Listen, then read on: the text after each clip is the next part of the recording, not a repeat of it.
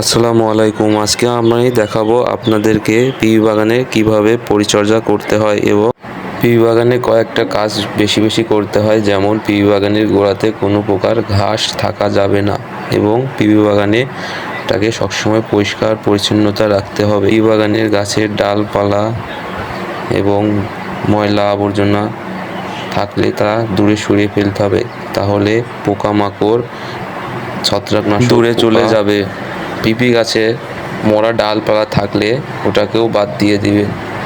আর পিপি গাছের গোড়া সবসময় ভুরভুরে রাখবেন, যাতে শিকড়গুলা ভালোভাবে ছড়িয়ে যেতে পারে। পিপি গাছের গোড়ায় কোনো প্রকার ঘাস রাখবেন না, তাহলে পিপি গাছটা আপনার ভালো হবে। আমার পিপি গাছটার বয়স আজকে 2 মাস প্রায় পার হয়ে গেছে।